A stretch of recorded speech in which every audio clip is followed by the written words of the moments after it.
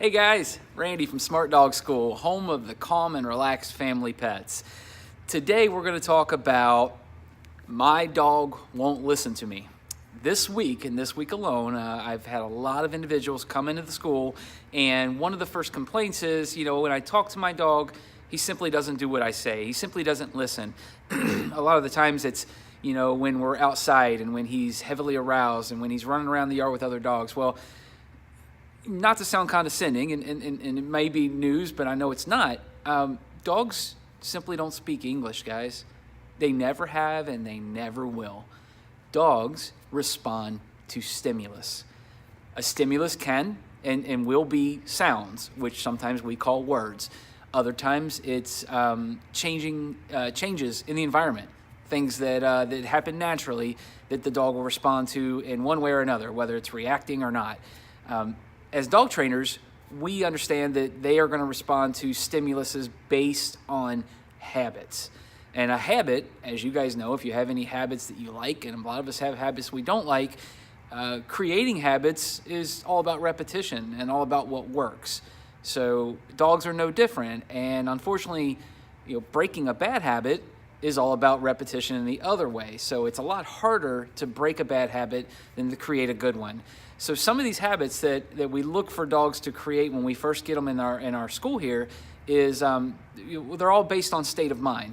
We don't want something to happen good until they're relaxed. Okay, so we focus on is relaxation.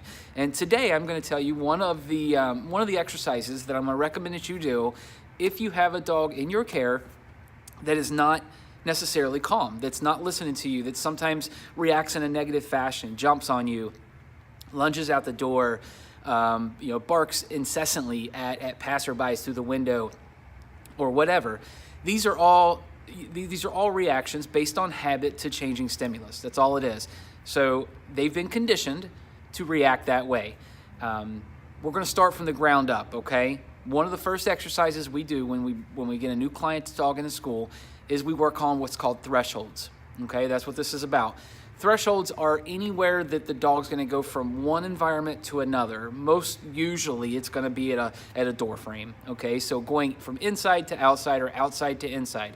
What we're going to do is we are working a permission-based protocol in which we require the dog to do a super simple behavior that has absolutely no relevance to the dog, and it's actually kind of opposite from what he's probably done his whole life, and that's just to sit.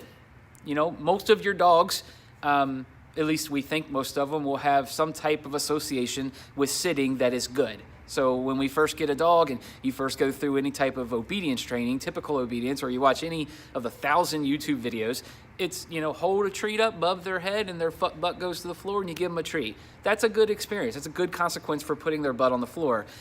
Regardless what you say, okay, as far as verbal commands, don't even focus on that right now. I simply want you to walk up to the door.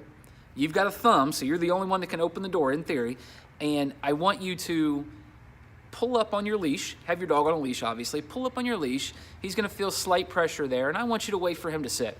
Okay, I don't want you to tell him to sit. I don't want you to wave a treat in front of his head to sit, because all of those things, verbal, the treat above the head, any of those are stimuluses that you don't always have, and they're technically bribes, okay? We don't want to do that. We want to get the dog thinking and get the dog into a state of mind that's not reliant on something else. We want it solely reliant on you and the door, because guess what? You're always going to be there, and the door's going to be there, okay? That's the two stimulus we want this dog to focus on.